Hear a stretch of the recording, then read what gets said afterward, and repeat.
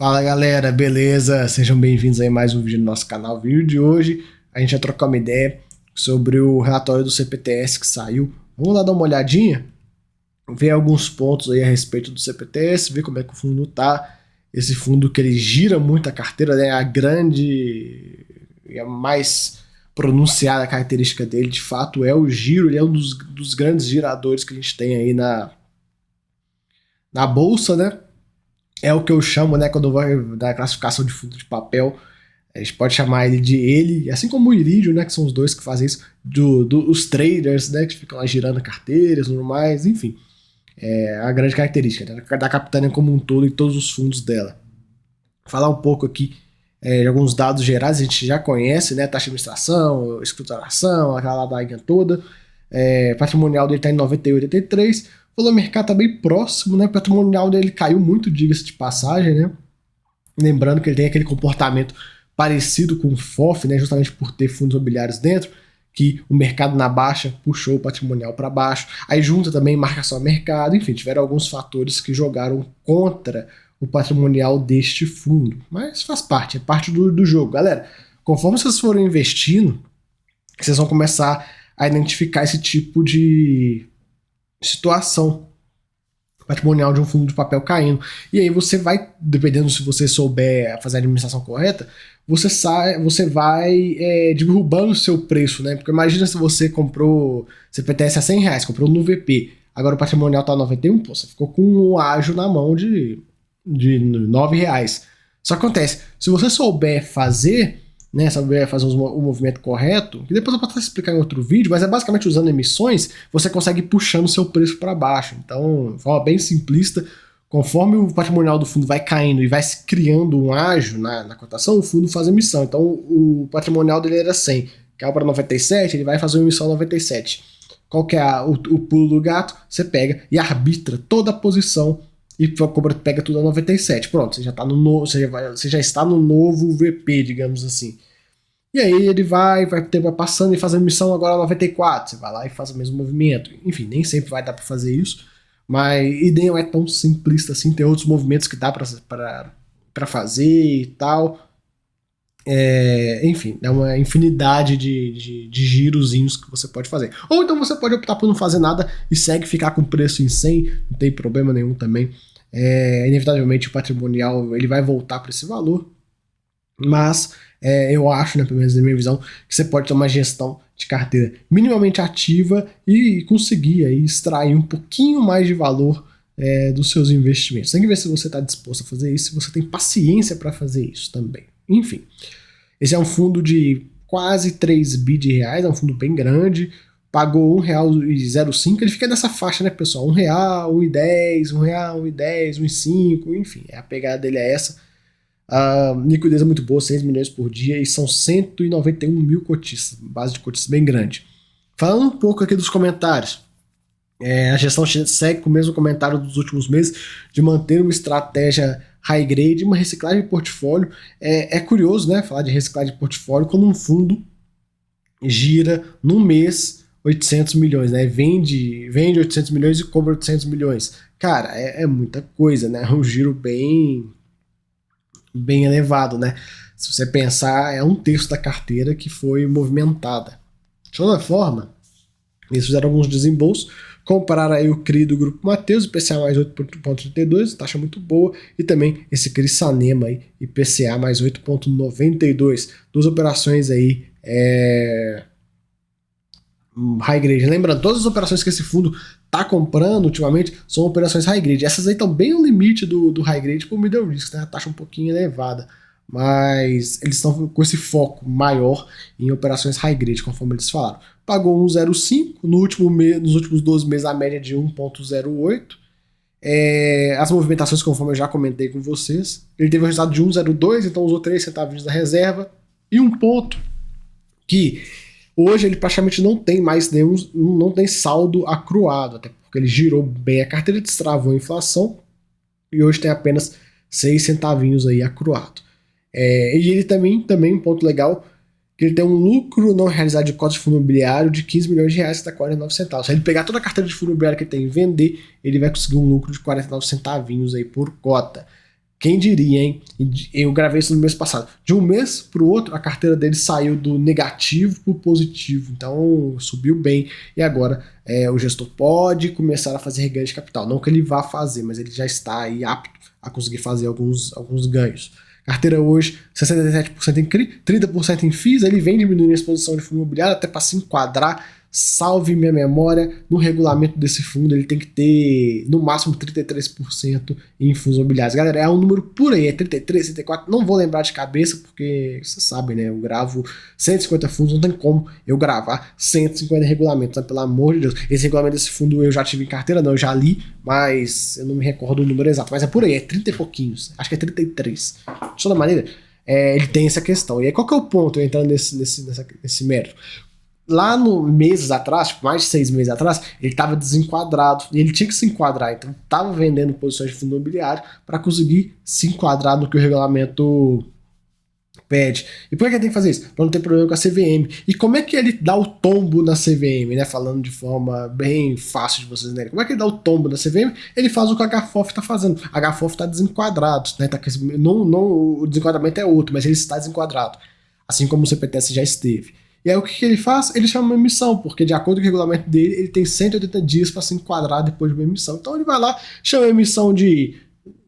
Ele bota um valor lá irrisório, tipo, 80 milhões de reais, bota a captação mínima R$1 milhão, vai ter gente que vai participar, ele vai pegar o dinheiro. Agora, no caso, ele até tá bem próximo ao VP, mas no caso, usando o HFOF de exemplo, que tá abaixo do VP, ele bota uma emissão lá no VP, pequenininha, os próprios fundos da casa vão lá, subscrevem um montante mínimo extremamente baixo, tipo, você coloca um montante mínimo para emissão, não, você cancelar, tipo, R$50 mil, passou, meu irmão, acabou, deu tombo na CVM. Então, assim, são regras que tem regulamento de fundo imobiliário, regras que tem uma certa cobrança por lado da CVM, que simplesmente, cara, por mim não tinha nem que existir, é tão idiota, é tão fácil de burlar, e, sabe, é uns negócios que eu fico vendo, tem hora que eu fico vendo algumas regras que tem aí, algumas coisas que tem aí, que você olha e você fala, cara, pelo amor de Deus, né, isso aí tem que brigar por uma desregulamentação de alguns pontos do mercado, né?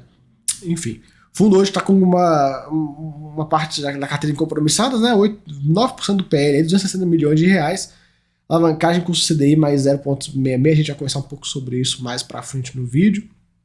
Um ponto interessante, né? Uma pista de uma possível emissão futura é a compromissada. Quando o fundo não tem compromissado e começa a aparecer as compromissadas, é porque o fundo está a fim de emitir. Então, não duvido que é difícil falar em breve, porque tem eleição vindo aí, a gente não sabe o que vai acontecer, mas dando tudo num cenário, né, de bolsa, não tendo nenhum tipo de mercado em queda, nem nada do gênero, não duvido que tenha uma emissão desse fundo aí até o final do ano, início do ano que vem. Não seria nenhuma surpresa. Carteira do fundo, 40 créditos, uma carteira bem diversificada, IPCA mais 6,43. Eles estão reciclando essa carteira e estão elevando essa taxa. Devagarinho eles vão elevando a taxa, né? Enfim. Comentário macro eu vou passar, não tem muito o que falar. Falar um pouco do fundo, teve uma rentabilidade de 3,45 no mês. Eles estão com esse foco de aumentar operações high grade, conforme eu comentei com vocês. Eles estão vendendo CRIs no mercado secundário para abrir espaço para esse desembolso. Eles acreditam que a faixa de operações high grade hoje fique entre PCA mais 7,5 e PCA mais 8,5. É por aí, é mais ou menos por aí, viu, galera? Vai depender muito do momento, enfim, tem hora que a NTNB dá uma espirrada para cima, mas fica mais ou menos nessa faixa aí. Até um 8,5 ainda acho um pouco até puxado, eu colocaria até uns 8 eu particularmente, mas é essa faixa. Lembrando, galera, esses valores, eu sei que muitos de vocês pedem, o que é operação high grade? Qual que é a taxa? Eu quero a taxa da operação high grade e tal. E não é simplesmente isso, tem garantia, tem vários pontos. Claro, a taxa já é um bom balizador, mas tem outros pontos que tem que ser colocados aí na balança para a gente conseguir entender de fato, né, onde como operação high grade vai entrar um high yield, enfim. Mas essa média aí deles não tá ruim.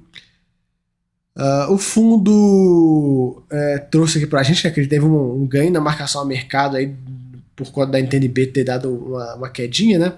E aí teve um impacto financeiro de R$26 milhões. Interessante, né? Lembrando que esse efeito não é caixa. Aqui a gente tem alguns comentários sobre a indústria de fundos imobiliários. Olha o número de ofertas, como é que ele caiu, né? Agora em 22, o mercado é um pouco mais parado, porque também juros, no patamar que está, o apetite dos investidores está menor. Por mais que, curiosamente, a gente tem um número de investidores em fundos imobiliários crescendo num ritmo bem parecido com o que a gente via aí de 19 até agora, né? O ritmo não caiu. Caiu um pouquinho aqui nesse 21 e tal, mas o ritmo tá muito bom. Não tá ruim, não. Seguindo essa toada, acho que o fundo imobiliário bate aí seus 3 milhões de investidores em breve. Vai ser muito bom. Eu espero que continue crescendo forte. Quanto maior o mercado, melhor pra gente. Fora que vai ficar no mercado mais maduro. Espero também, né, que a gente tenha novos fundos, bons produtos, diga-se de passagem.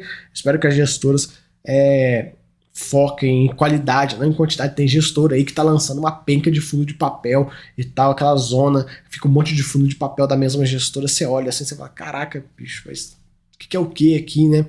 Enfim, vamos acompanhar. Também tem aquele movimento de consolidação do mercado, que tá andando. Eu achei que seria um pouco mais forte, mas tá indo aí com uma velocidade, uma visão um pouco lenta, mas vem acontecendo e deve continuar acontecendo aí nos próximos meses. Enquanto a gente tiver com essa Selic muito alta e tudo, fica difícil de captar dinheiro no mercado, então acaba que os players da indústria vão buscando outros meios de gerar valor para o fundo deles, seja via takeover, seja via liquidação de outro fundo, enfim, eles o mercado vai trabalhando aí, e eu acho um movimento muito positivo, até porque, pessoal, olha só, olha a quantidade de fundo listado que tem na B3, são 437 fundos, cara, 437 fundos listados.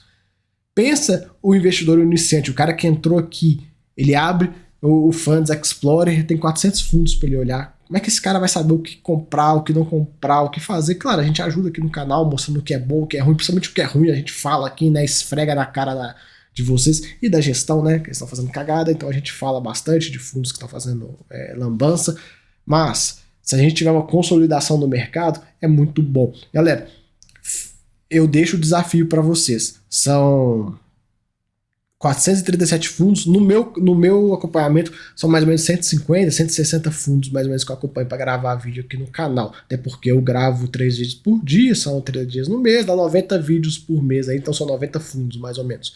Então, eu deixo o desafio para vocês, me apresente uma lista com 50 bons fundos imobiliários, acho que dificilmente chega em 50, viu? Acho que esbarrando, vai chegar em 50 fundos. Então é muita opção e muita opção ruim, muita coisa que dá para melhorar, mas o mercado vai ficando mais maduro aí com o tempo, conforme a gente for vendo. Um exemplo que eu gosto sempre de dar a respeito de consolidação de mercado é o setor de shopping center. A gente tem uma penca de fundo de shopping, um número considerável de fundo de shopping, mas muito bom no ativo. Dos multiativos, a gente tem aí 5 grandes, tem mais uns pequenininhos e tal, dá mais ou menos acho que deve ter uns 8 fundos multiativos. De cabeça, assim, uns 8. Mas os grandes, né, os que são investíveis, digamos assim, são 5.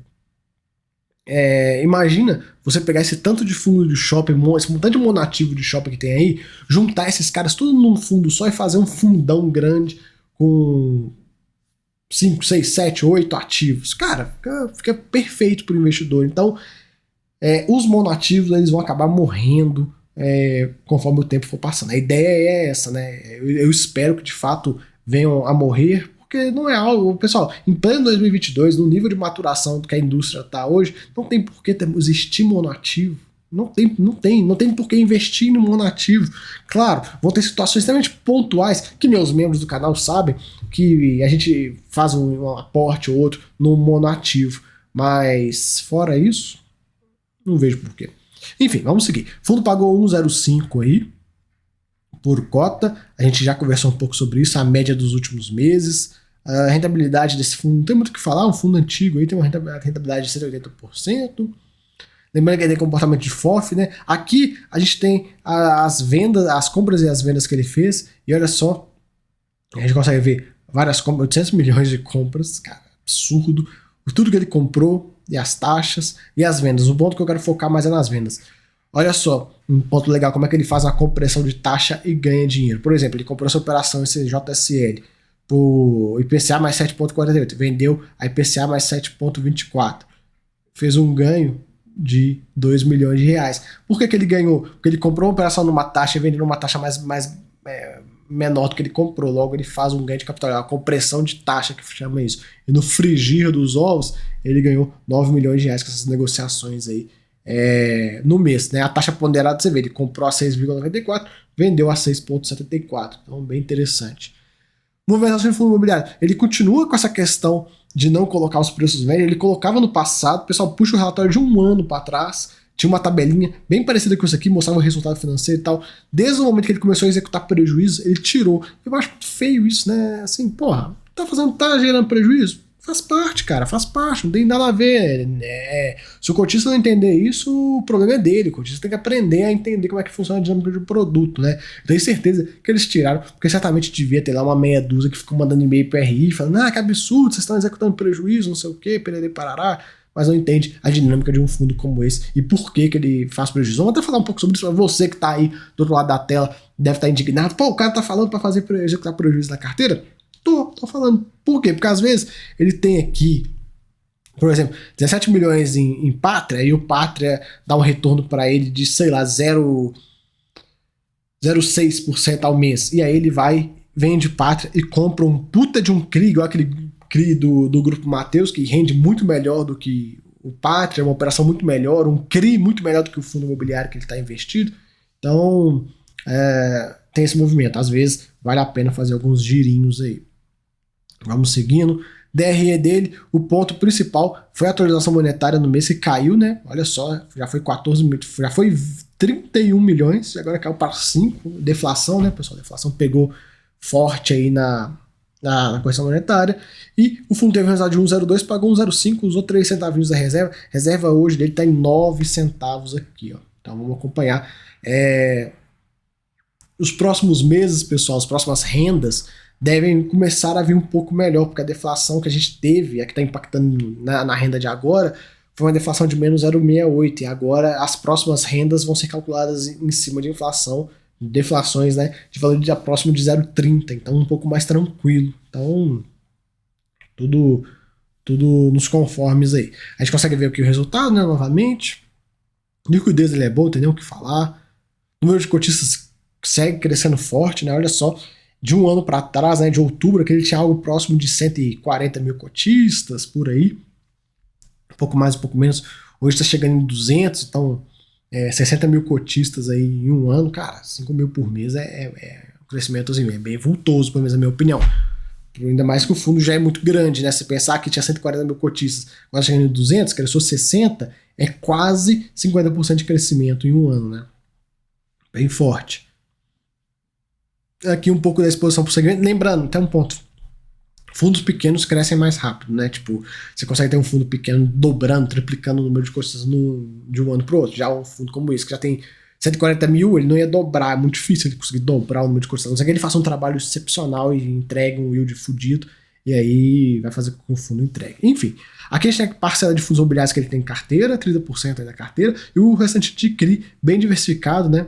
A carteira é bem legal, focado muito em logístico, industrial e shopping, né, que são operações características de high grade. Aqui um pouco do IPCA mais 6,43, os fundos imobiliários. Vamos descendo. Que a carteira dele a gente pode ver mais lá para baixo, ele traz aqui os CRIs e tal, as taxas, tudo mais. Pessoal, eu não foco tanto na carteira desse fundo quando eu faço o vídeo dele, porque vocês viram ali, ele vendeu 900 milhões num mês e comprou 900 milhões. Cara, não dá pra gente ficar muito focado na carteira dele. A carteira dele muda demais de mês pra mês. Então, tipo, o que eu falo pra vocês, o conselho que eu dou pra vocês, não fiquem muito frenéticos, nem vidrados na carteira desse cara aqui. Não fiquem, vamos ver essa operação. Não. Ele vai estar sempre girando. O que vocês têm que ver é lá em cima o comentário da gestão. O que a gestão tá fazendo? A gente tá buscando operações high grade. Então entenda, a gente tá girando em direção a high grade. Entendeu? Então é mais fácil, porque como ele mexe muito, a carteira mexe muito, fica muito, quase que impraticável de acompanhar essa carteira desse fundo. Eu nem me dou o trabalho. Aqui, os fundos imobiliários que eles têm, aqui no cantinho tem a participação que a Capitânia tem nesses fundos. Então, por exemplo, TRXF, a Capitânia tem veículos da Capitânia tem 38% do fundo. Então, qual que é a leitura que você consegue fazer disso aqui? Falar, opa, essa aqui é a tabelinha do takeover da Capitânia. Ela consegue... Quais fundos a Capitânia consegue passar a régua? Ah, EVBI, ela consegue passar a régua. EQI, ela consegue passar a régua. Enfim, é isso. Porcentagem aí pra gente ter uma ideia. Aqui, um pouco da exposição por risco, né? Contratos atípicos, contratos típicos, corporação, crédito, uma parcela bem pequena em crédito, até porque o fundo já tem CRI diretamente, não tem por que ter CRI também em fundo, na parcela de fundo imobiliário. Operações compromissadas, que são alavancagem, já expliquei sobre isso, né, pessoal? Já falei bastante sobre a compromissada. Você pega um CRI que você tem e ele realiza a venda. No caso, você de fato não faz a venda porque o CRI continua com você, mas você usa ele, bota ele em garantia, pega um empréstimo e esse empréstimo você vai pagando o CDI, depois você vai lá, quita o empréstimo e tira esse CRI da garantia. Então, é basicamente isso que os fundos fazem. Então você dá esses CRIs aqui em garantia, a instituição financeira, no caso a XP, faz bastante isso. Ela olha esse CRI, então ela pega CRI Pátio Malzone. Ah, beleza, você tá me dando aí um CRI de 20 e poucos milhões de reais, eu consigo te prestar metade desse valor, 50%, que é o tal do haircut.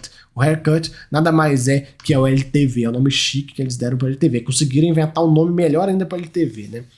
Qual que é o ponto? Se eu tô dando um CRI de garantia, esse CRI vale 20 milhões de reais, eu não vou te emprestar 20 milhões de reais, porque se você não me pagar, eu vou sair no 0 a 0. Então o que eu faço? Beleza, eu tô te dando esse CRI de 20 milhões, eu vou te emprestar 10, porque se você não me pagar, eu tenho aí, mas vou ganhar em cima de você, vou ganhar, né, no caso você não me pagou. Então, isso que é o tal do haircut. Então, quando você vê haircut de 50%, 80%, é basicamente o LTV. É o nome chique que deram para LTV. Né? É coisa de Faria Lima, pessoal. O povo gosta vai gourmetizando os nomes, as siglas já são em inglês e tal, muita gente tem dificuldade, e aí os caras pegam uma sigla e ainda cria outra sigla em cima da sigla com o nome mais chique, né? Mas entenda como LTV. Então, por exemplo, CRIGETIS. O fundo entregou para a instituição financeira, valia 10 milhões de reais, a instituição financeira devolveu pro fundo, emprestou para o fundo 5 milhões de reais.